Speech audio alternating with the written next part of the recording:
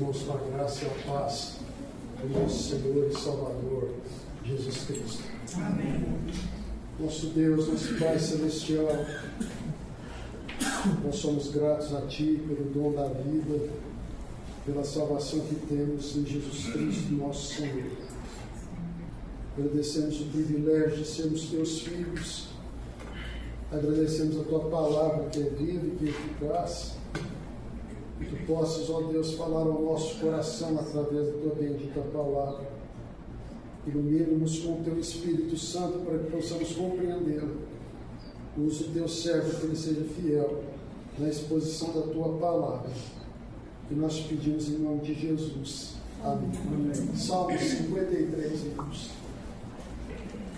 Salmo 53.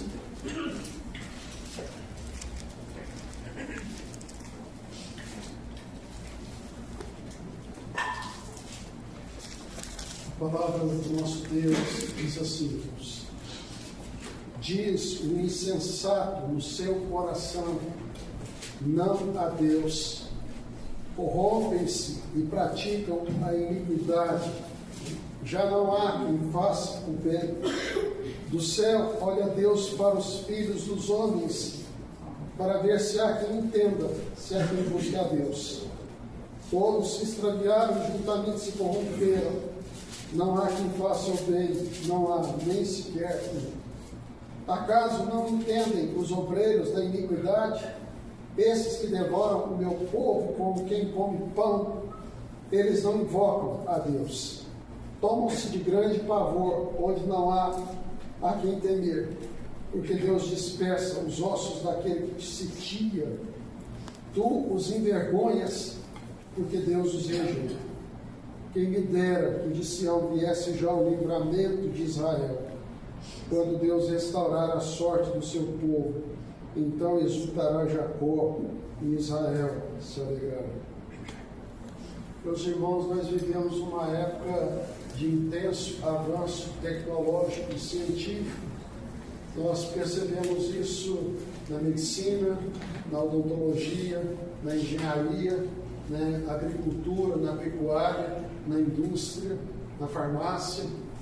E, amados irmãos, nós vivemos esse tempo tão bom, de tantas facilidades que hoje nós temos e que nos ajudam em nossa vida cotidiana. Porém, irmãos, nós vemos também como característica do século XXI o homem entender que ele é suficiente por si mesmo, que ele é capaz, que ele é inteligente, que ele é autossuficiente. Vivemos um mundo em que avança rapidamente nas descobertas científicas e tecnológicas. E vivemos também num mundo cada vez mais distanciado de Deus e longe do Senhor. Cresce o número de pessoas que professam serem ateus, de não acreditarem em Deus. Vivem longe de Deus, sem nenhum compromisso com o Senhor, sem se importarem com Deus, sem terem a disponibilidade de servir, de trabalhar e de honrar o nome de Deus. A sociedade pós-moderna, ela tem como característica negar a veracidade das Escrituras. Eles negam a autenticidade das Escrituras. E por isso a gente vê o homem se conformando com práticas contrárias à palavra de Deus. E uma das coisas que nós mais temos visto no tempo presente é o homem tentar minimizar os seus pecados e utilizar de expressões mais amenas, expressões mais convidativas, expressões que permitem as pessoas não se sentirem tão culpadas. É muito atraente você ouvir as pessoas dizerem assim para você: não, você se enganou, você se equivocou. E a gente se sente até melhor, né, quando a gente ouve as pessoas dizerem para nós: foi apenas um engano, você se equivocou. E aí, quando a gente pensa que enganamos ou equivocamos, o que nós precisamos é das pessoas terem compreensão, terem empatia. Eu não preciso de correção, eu não preciso de exortação, eu preciso de pessoas que estejam ao meu lado me ajudando. E nesse sentido, irmãos, não se fala em arrependimento, não se fala em conversão. Agora a Bíblia ensina, irmãos, que o salário do pecado é a morte, e as consequências do pecado são terríveis se o homem não se arrepender e não se converter. Como pecador, as pessoas precisam do Evangelho do Senhor Jesus Cristo. E só o Evangelho do Senhor Jesus Cristo pode libertar o homem das mazelas e da escravidão do pecado. Só o Evangelho do Senhor Jesus Cristo pode amenizar a consciência cauterizada e culpada do ser humano. Então, irmãos, o homem, na sua capacidade de raciocinar, na sua capacidade de pensar e de achar que ele é grande, que ele é suficiente, ele estabelece os seus valores. E ele estabelece uma ética completamente contrária à palavra de Deus. O que importa é ele ser feliz. O importante é o homem saber que ele é a motivação de todas as coisas. O Salmo 53 vem apresentar aos irmãos algumas ideias muito importantes para nós. Diz o insensato no seu coração, não há Deus. O homem do século 21, ele se julga capaz, ele se julga inteligente, e ele diz assim: eu não preciso de Deus, eu mesmo consigo as coisas, eu mesmo realizo as coisas, eu mesmo sou capaz e suficiente para encontrar a solução dos meus problemas.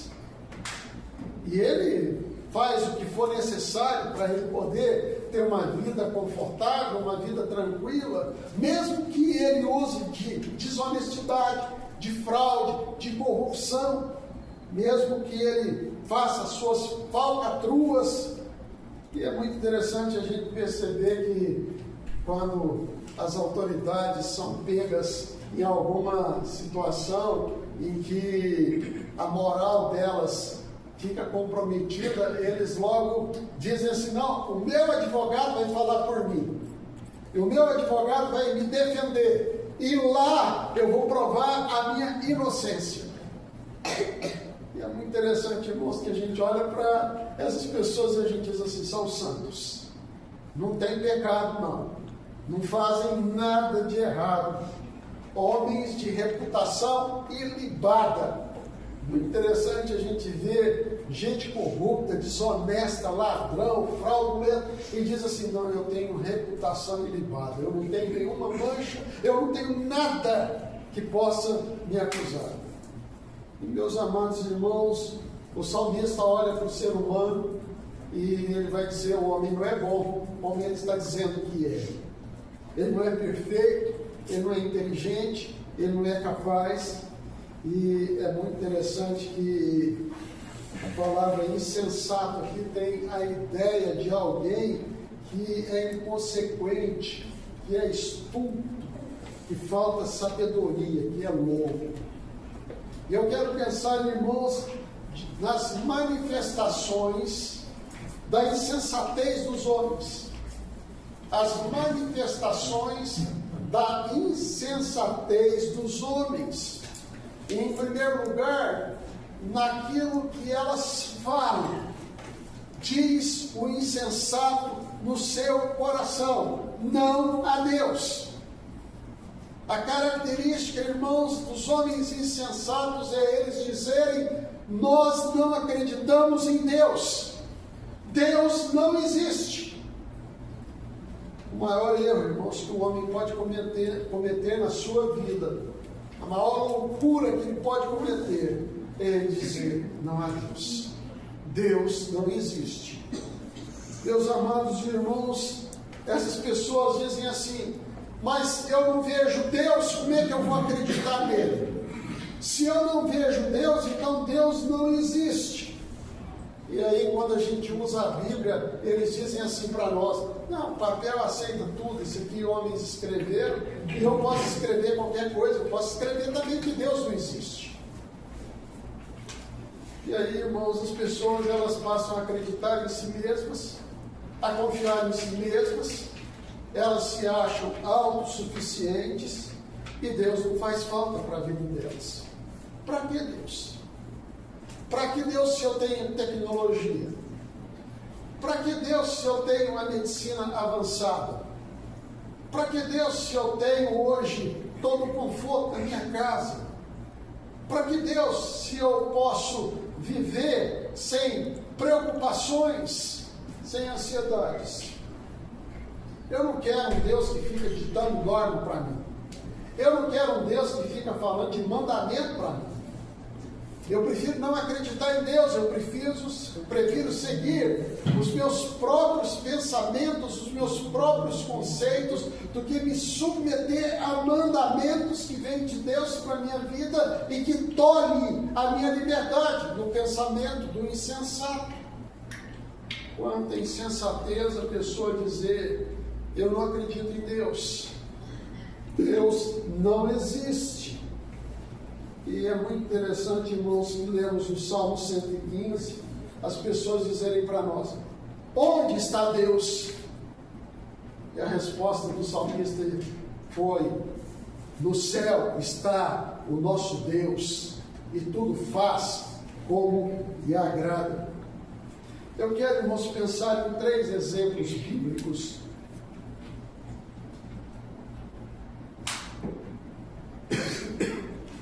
de pessoas que não acreditavam em Deus. Quando Moisés e Arão se apresentaram diante de Faraó, eles disseram assim para Faraó: o Senhor Deus está dizendo: deixa ir o meu povo para que me celebre uma festa no deserto. Deixa sair o meu povo para me cultuar. E Faraó dá a seguinte resposta para Moisés e para Arão: quem é o Senhor para que eu lhe ouça a voz e deixe ir a Israel? Não conheço o Senhor, nem tampouco deixarei ir a Israel. Êxodo capítulo 5, versículo 1 e 2. Quem é Deus? Quem é esse Deus dos Hebreus? Conheço esse Deus dos Hebreus? Não. Eu não vou ouvir o que você tem para dizer para mim, e eu não vou deixar sair o povo para cultuar a este Deus. E, amados irmãos, o coração de Faraó só vai endurecendo. Vem as 10 pragas e o coração desse homem se endurece, petrifica, porque ele não acreditava no Deus de Israel. E mesmo ele sofrendo a perda do seu primogênito, o coração de Faraó não se quebrantou. Ele se arrepende de ter deixado o povo de Israel ir embora, e ele arregimenta os seus cavalos, os cavalarianos, e ele vai atrás do povo de Israel. E há um momento em que o povo de Israel tem atrás de si os exércitos de Faraó, e diante de si o Mar Vermelho. E Deus disse para Moisés: fere as águas do Mar Vermelho com a tua vara. E o povo de Israel atravessou o Mar Vermelho a pé enxuto.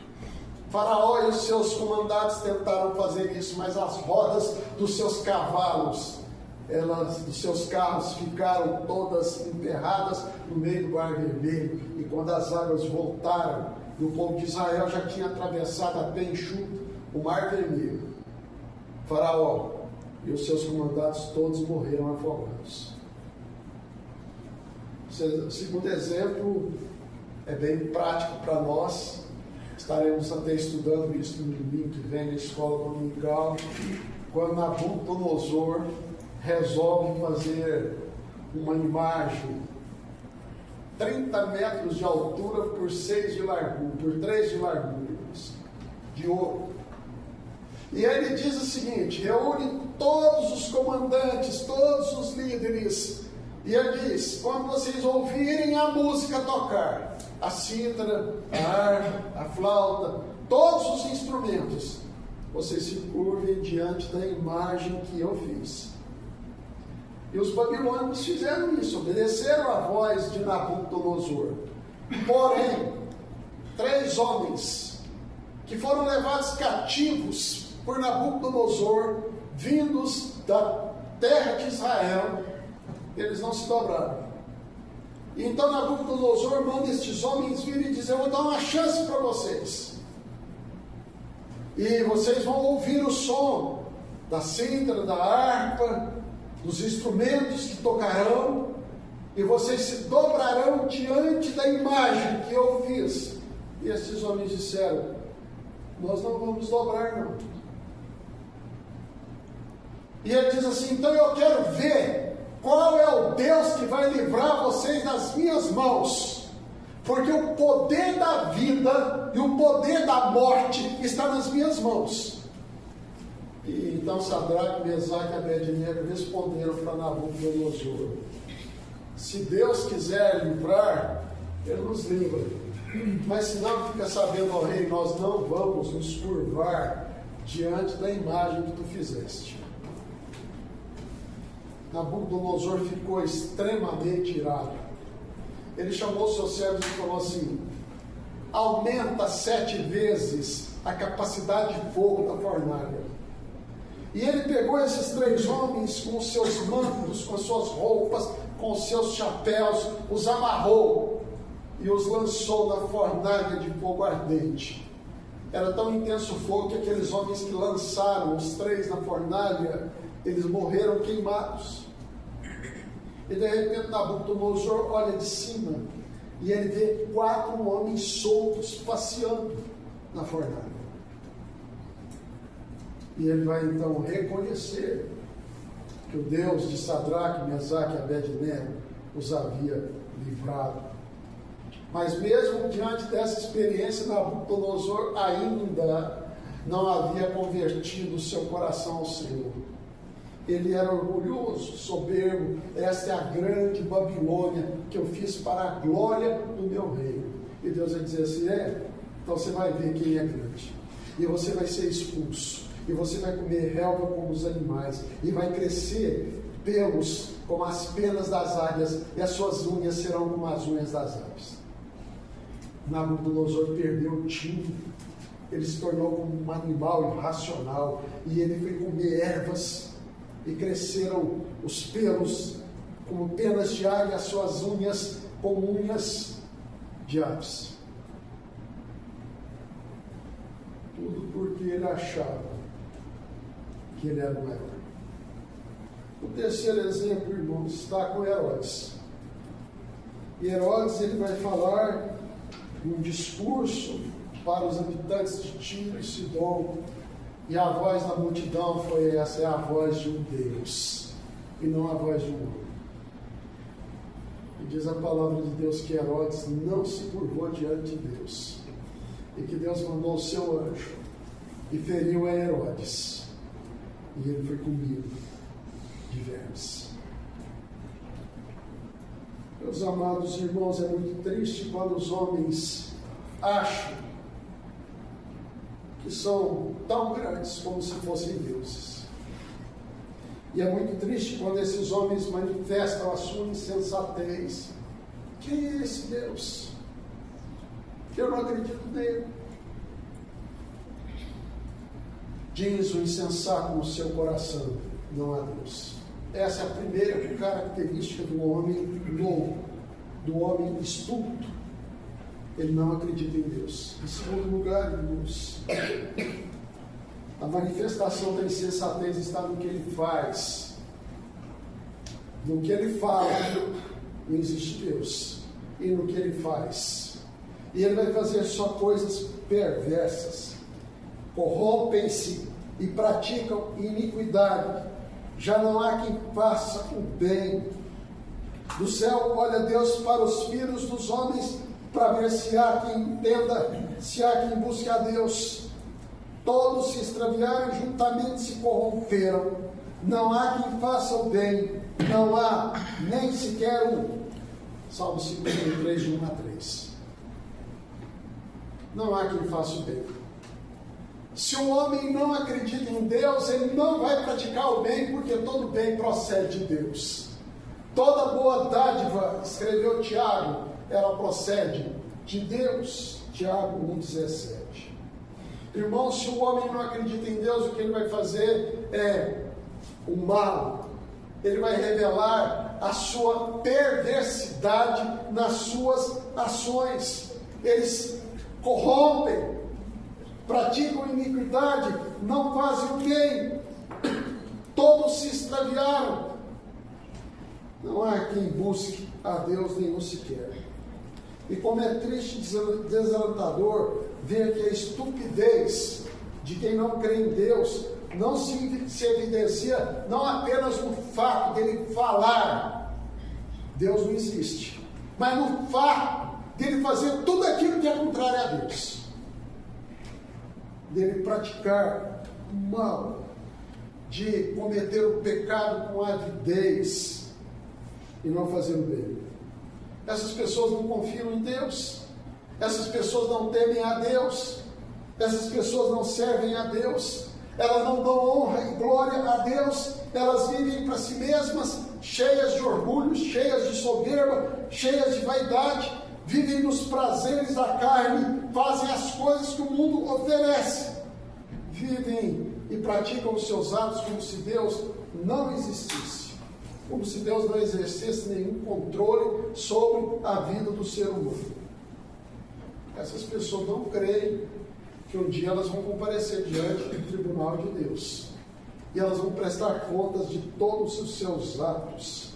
Não buscam a Deus, não querem ouvir a voz de Deus, rejeitam a palavra de Deus, praticam toda sorte de pecado, rejeitam o Evangelho. E eles revelam não apenas o seu total desconhecimento de Deus, mas eles revelam também a sua falta de moralidade. Eles se corrompem, eles praticam a iniquidade.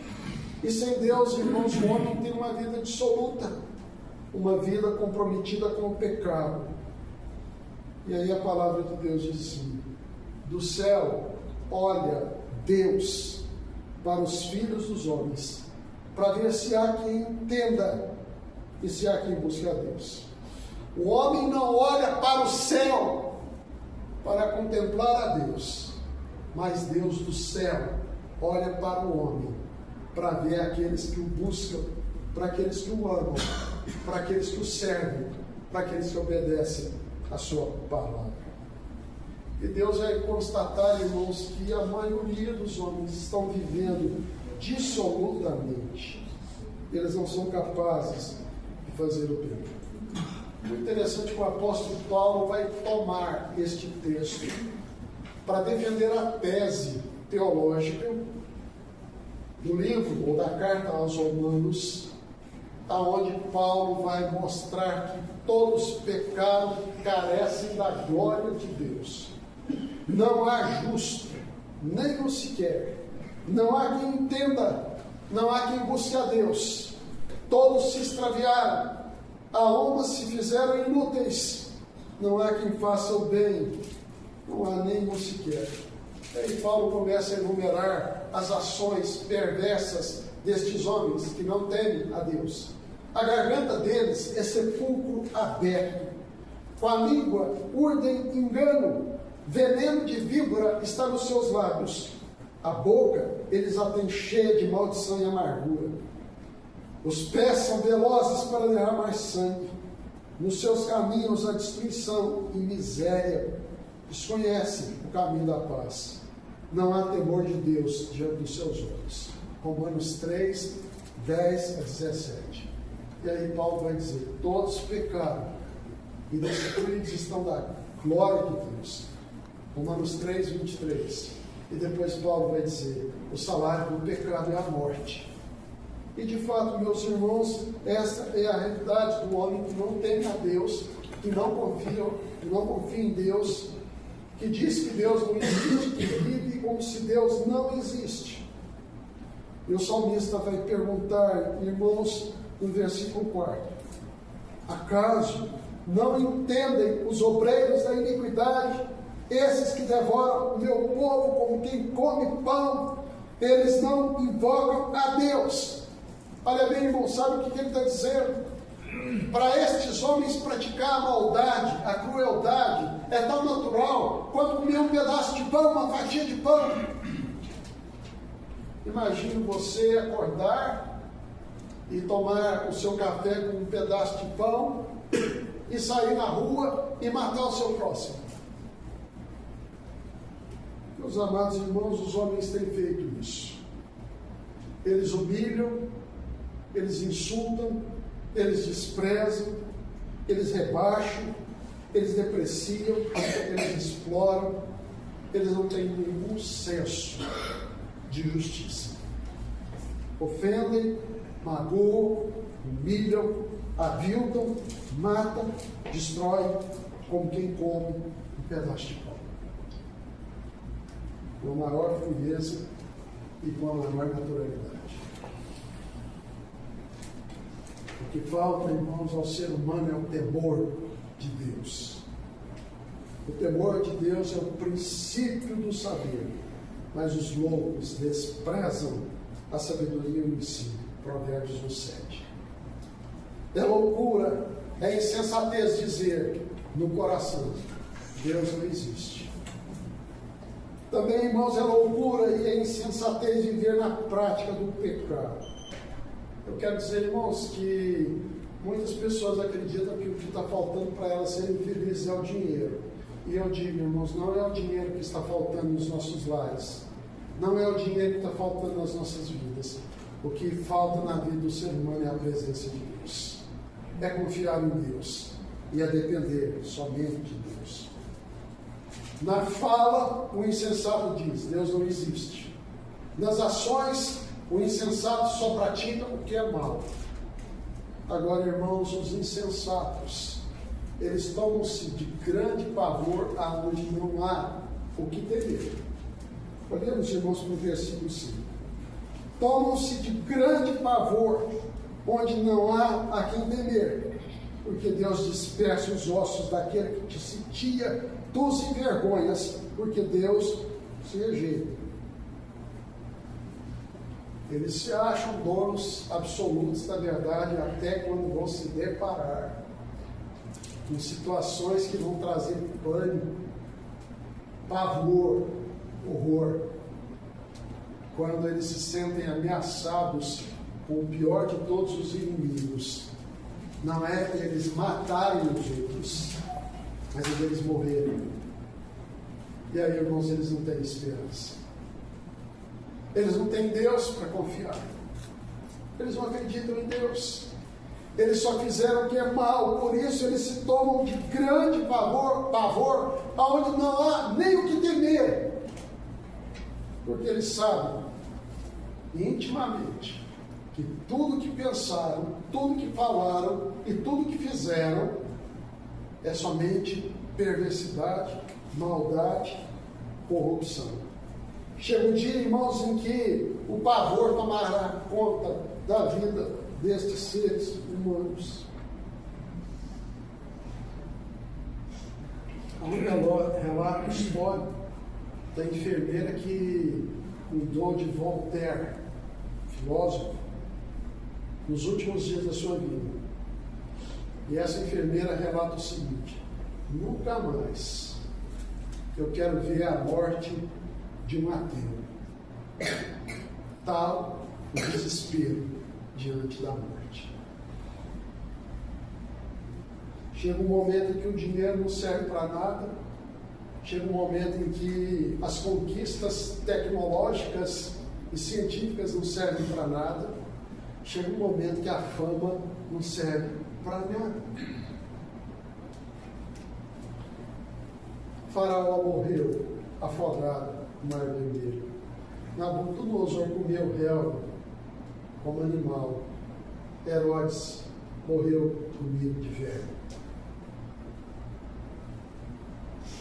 Meus amados irmãos, é muito triste para o homem chegar no final da sua vida e falar assim: eu não tenho esperança. E o insensato, ele revela isso. Ele tem pavor, ele tem pânico, mas ele não tem temor de Deus no seu coração. Mas a mensagem, irmãos, não é apenas para descrever o insensato com as suas características. Ele diz no seu coração: não há Deus. Nas suas ações ele pratica o que é mal. E no final da sua vida só há pânico e desespero. Mas para o povo de Israel, o Senhor diz: quem me dera que de Sião viesse já o livramento de Israel. Quando Deus restaurar a sorte do seu povo, então exultará Jacó e Israel se alegrará. Irmãos, há uma promessa de Deus para a vida daqueles que creem no Senhor, daqueles que dizem: nós cremos no Senhor. É a promessa do livramento, é a promessa de salvação. E essa promessa se cumpriu em Jesus Cristo, quando ele veio ao mundo. E ele cumpriu toda a lei. E depois de cumprir toda a lei, ele se oferece como sacrifício pelos nossos pecados.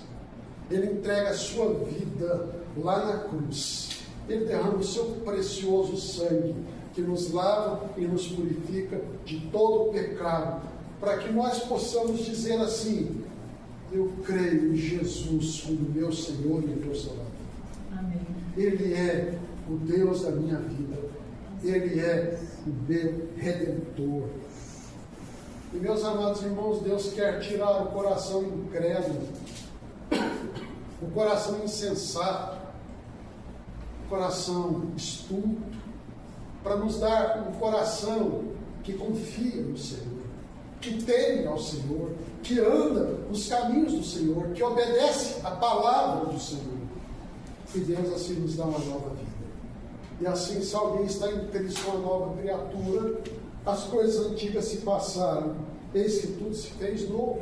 2 Coríntios 5, 17. Meus irmãos, Deus transforma o homem e suas ações. Ele transforma aquilo que está no nosso coração. Porque no coração do insensato ele diz: não existe Deus. Mas no coração do crente, Jesus Cristo habita no nosso coração pela fé. E nós dizemos: nós cremos em Jesus. As nossas ações são mudadas pela ação do Espírito Santo na nossa vida, santificando o nosso viver. E nós abandonamos as obras da carne, mortificamos o velho homem com as suas paixões e concupiscências e revestimos de um novo homem, criado segundo Deus em justiça e retidão procedentes da verdade. Aquele que roubava não rouba mais, aquele que mentia não mente mais, aquele que se irava não ira mais, aquele que tinha raiva, aquele que tinha sentimentos de vingança, agora habita o seu coração a benignidade, a bondade, a misericórdia. E finalmente, irmãos, na hora da nossa morte, a gente não se desespera, porque para o crente o viver é Cristo e o morrer é lucro. A gente pode descansar. E é por isso que quando o crente morre, a gente diz assim: descansou. E de fato, irmãos, a morte do crente, para ele, é a sua vitória final, porque ele estará para sempre na presença do Senhor. Meus amados irmãos, que Deus, em sua graça e misericórdia, não permita que nós sejamos insensatos e que as atitudes de insensatez estejam na nossa vida. Que Deus nos livre de dizer: Deus não existe. Que Deus nos livre de vivermos na prática do pecado, fazendo tudo aquilo que é perverso e mal, como quando a gente come pão.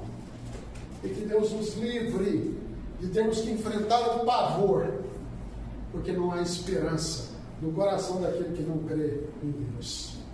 Que nós possamos dizer: Deus existe. O salmista escreve assim: digo ao Senhor: tu és o meu Senhor. Outro bem não possuo, senão a ti somente. Salmo 16, versículo 2. Tu és o meu Senhor. Outro bem não possuo, senão a ti somente. Se o insensato se corrompe e pratica toda sorte de pecado, o crente, ele busca uma vida de santidade na presença do Senhor. Esse insensato, ele não tem nenhum lenitivo e nenhuma esperança, a não ser o desespero e o pavor diante da situação angustiante da morte. O crente enfrenta a morte, sabendo que para ele o viver é Cristo, o morrer é lucro. Deus assim nos abençoe. Amém. Senhor, aplica o nosso coração na instrução da Tua palavra. Livra-nos da insensatez, Pai. Livra-nos de dizer que o Senhor não existe. Livra-nos das ações perversas do insensato. Livra-nos, ó Deus, do medo, do pavor e do pânico, por não ter Deus na nossa vida. E que o Senhor esteja presente em nosso coração de tal forma que nós possamos professar sempre a nossa fé, dizendo: eu creio em Deus. Que as nossas ações testifiquem a nossa fé. Possamos fazer boas obras que o Senhor preparou de antemão para que andássemos nelas. E que tenhamos a viva esperança de que quando chegar o momento da nossa morte, nós estaremos para sempre com o Senhor. Fortalece a Tua igreja, Senhor. Fortalece a nossa fé. Guarda-nos, proteja-nos, livra-nos, ó Deus. E nós te pedimos em nome de Jesus. Amém.